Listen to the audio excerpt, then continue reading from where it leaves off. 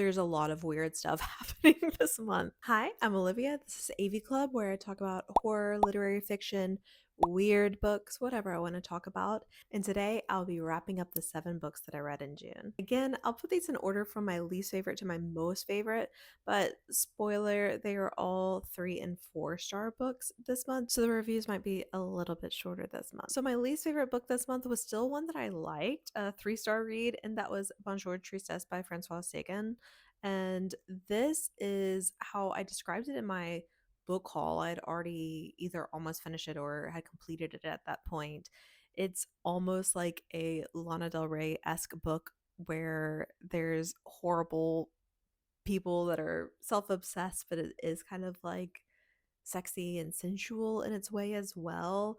The book is about a teenage girl in France, and her dad frequently has mistresses in and out of the house. He's not necessarily the always there for her. However, he's decided to get remarried, and she decides, like, well, that's kind of gonna ruin our joie de vivre, our way of living. And so it's her trying to have this plot of relationships so that her father does not get remarried. They're not the worst people, and they're not hard to empathize with either. It's almost like our worst impulses in people. But I still had like kind of a dreamy vibe about it that I like. The next book that I read was The Annual Migration of Clouds by Premee Mohamed. And this I was reading, prompted to do it now, from Read Caribbean Month that was in June, because she is an Indo-Caribbean author that is maybe born in Canada or lives in Canada now. This was an interesting book, and I did have multiple reads this month that were apocalyptic. And so, also, like, my enjoyment of those is kind of based off of where it fit in that scheme of reading. Whenever I read this book, I don't know if it was written to be in a series, but now it suggests that it's in a series, the first one, which I did not know whenever I was reading it, and makes a lot more sense. It didn't leave off as if there was going to be a continuation, I don't think, but it also just felt like there was something missing, where the initiating action of the book is that our main character has gotten a scholarship or an invitation to go to this university, and she's living in this world that is somehow like post-apocalyptic or, near future. Just things have changed. And she has a disease virus kind of thing that does like set her outside of society generally. And so you think that this whole book is going to be about her going to this university because she really wants to go. There's a lot to deal with. And my favorite parts of the book is that it does deal so much with community, both her family and just like the community at large, what her role in it is, her relationships with her friends, with elders in the community. So it is so much about that. And so in that way, I was okay that the story wasn't really complete and that it doesn't really matter about what's going to happen at this college. She doesn't really know if the invitation is real. Like, kind of just has to take things with a grain of salt because she has been so outcast in society and isn't really of the social status for the type of people that would be there. And so everyone's pretty skeptical of it, but she still wants to go. And so the whole book takes place in this community. And there's events, stuff that she has to get done for the community in terms of providing food, etc.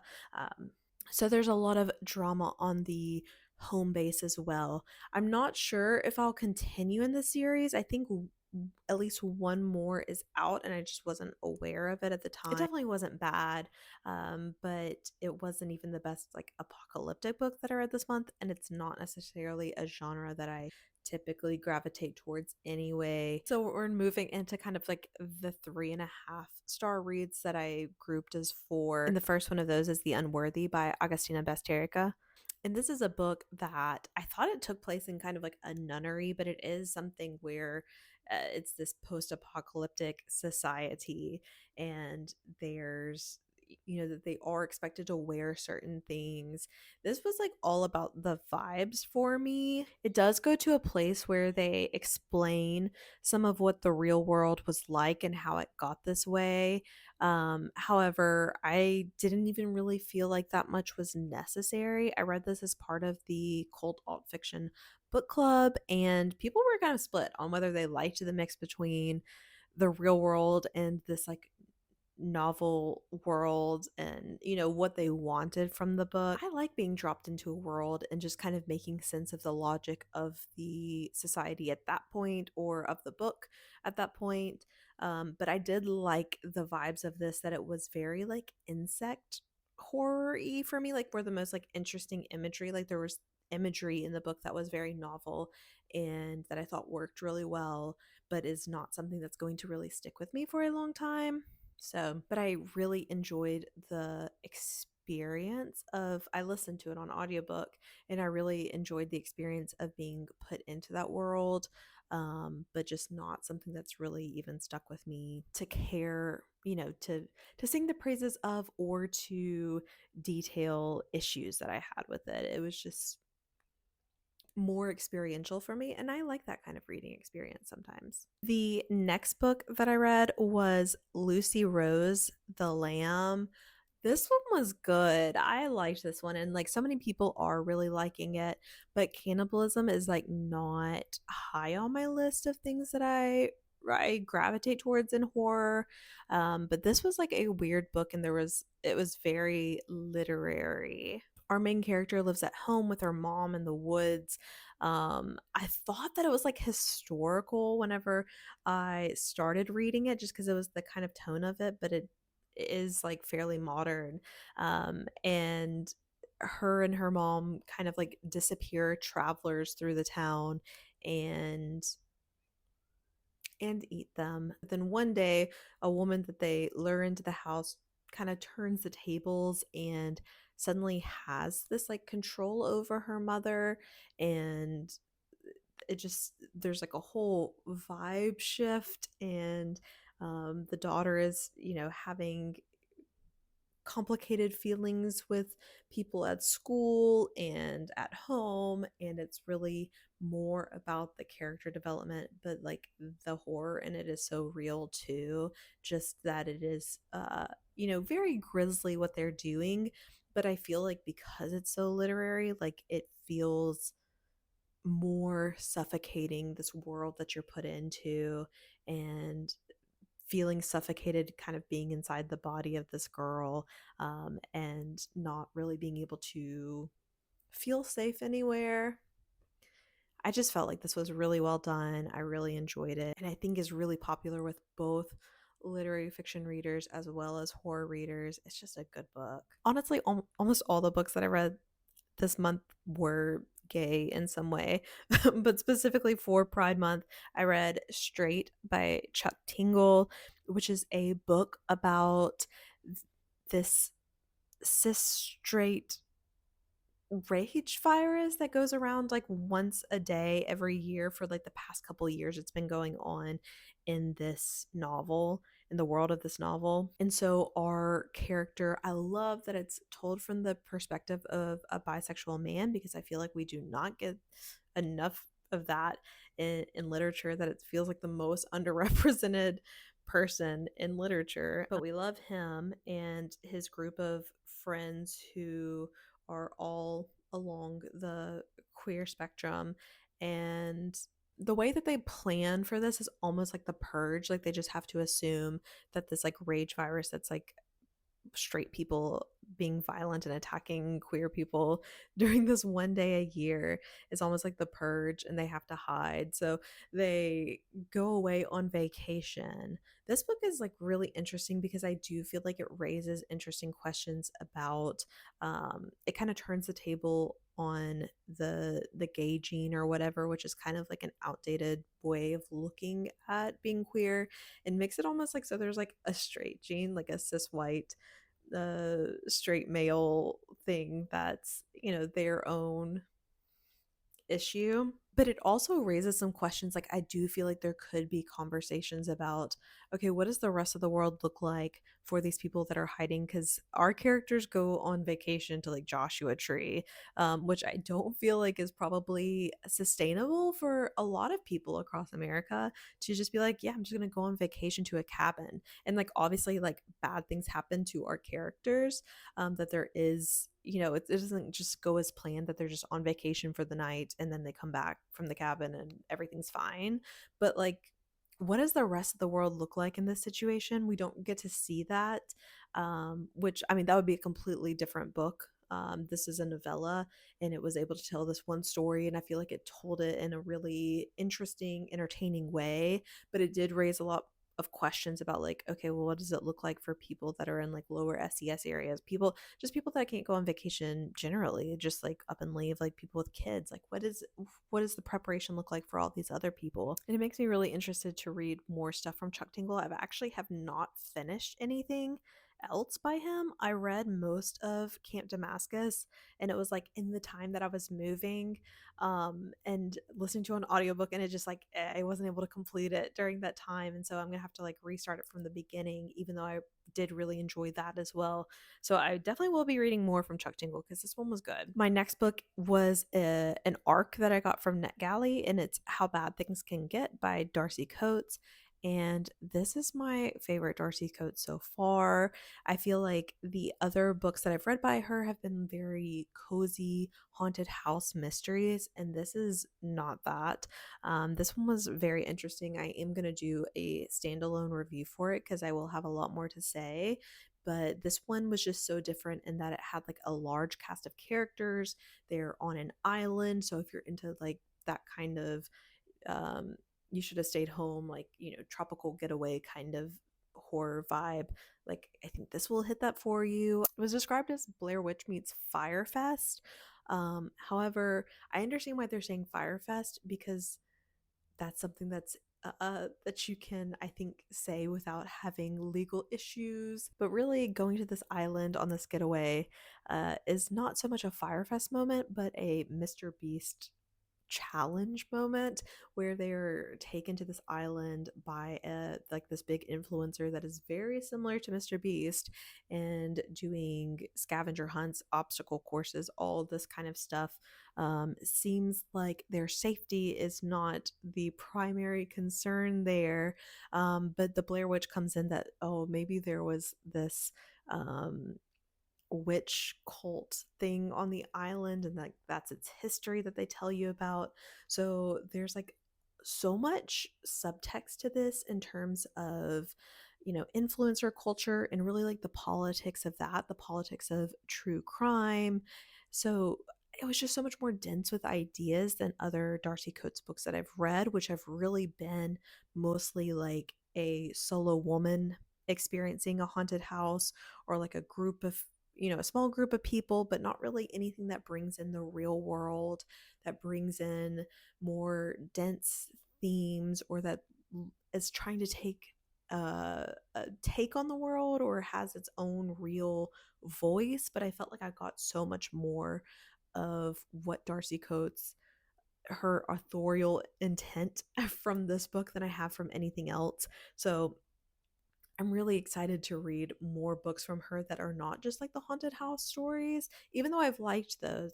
But they're just, they're their own thing, and they'll never be, I don't think, like standout books to me, because they don't have necessarily a take. So, not that you have to have like a very literal take on something, but just an idea that it's like grappling with. I know that she has other books that are not the haunted house stories, and so I'm looking forward to reading those. And if you have any recommendations for where I should start, then I'm all ears. And then my best book that I finished in June was Death of the Author by Nnedi Okorafor. You might notice that my nails are even painted to match the book, although they do need a repaint. And this was our GG No Reread, our book club, video game club pick for quarter 2. So we did a full episode of it on my podcast, No Cartridge. And then we did a live show on my YouTube channel, which was a live book club talking about some more of the themes that were both in this, which was our book pick, and Split Fiction, which was our video game pick, and talking about them in conversation, their takes on the genre of, a science fiction fantasy, as well as that they shared major themes about AI, automation, labor, disability, all of those things. So please check that out if you haven't. It would really mean a lot to me.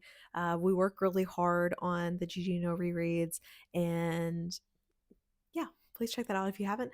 But yeah, this is a book that is split between two worlds, split between chapters that follow Zelu, who is an author. She had been working as an adjunct professor at a liberal arts college, and she's fired after she is the kind of victim of undue complaints against her from students who took offense to her critiquing their writing, even though that's really her job as a professor. After she gets fired, she is at a wedding one night, and after a night of partying, she's like, I'm writing a book. I have a story in my head and I need to write this book.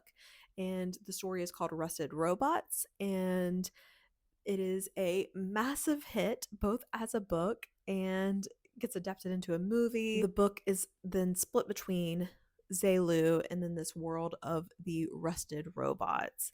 And yeah, no spoilers for how these stories coincide, but it does seem like some of the things from the robot world are not necessarily affecting her real life, but are echoed in her real life.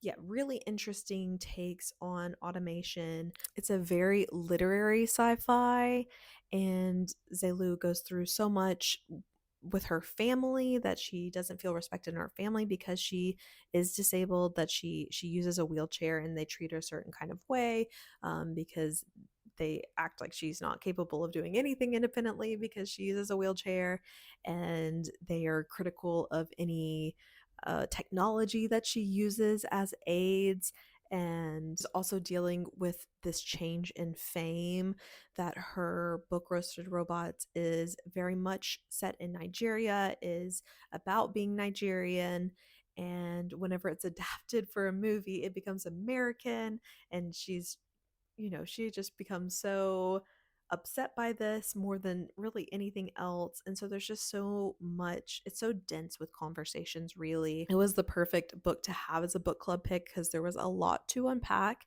and also a lot open to interpretation. If you have read this book and know the ending, then yeah, there's a lot to interpret. It's just a wonderful reading experience, as well as like leaves you with a lot of questions, and there's no like clean answers. Like it doesn't have a take and it's like this is how you should feel about this. There's just a very real world to interact with and to respond to, and yeah, a really, really good novel. So that's all the books that I read this month. But while I have you here and I'm talking about GGNoReread, we would love it if you joined us for quarter 3, where again we'll have a podcast episode and then a live show on my channel. But our quarter 3 pick is House of Leaves, which I have been wanting to read forever. That this is a book that I've had forever, and I feel like it's a book that a lot of people have wanted to read forever, but it's a very intimidating book. And let's make it less intimidating by reading it as a group. That we'll have an episode on it in September. We'll do a live show on my channel at the beginning of October. So it'll really get you ready for spooky season. And I'm sure we'll have reading sprints along the way. I think that if we do this together, it's just going to be the best time. So yeah, again, GGNoReread is a book club / video game club. So we're reading House of Leaves, and then we are playing What Remains of Edith Finch, which is a video game also about a spooky house. So if you want to participate and you're not a gamer, you don't have to play the game. You can read the book and still participate. We will be talking about them in conversation because we feel like it just elevating video games to the same level of criticism as books, I think, is a really worthwhile venture. It's what I love to do. So I think that it does make the experience richer, but it's not necessary. We want you there. We want you to read this with us. So I really hope you do. And that's all I have to talk about for now. So tell me about your best books of June. Tell me about your oh, please tell me about your worst books of June. And otherwise, I'll talk to y'all again soon. Bye.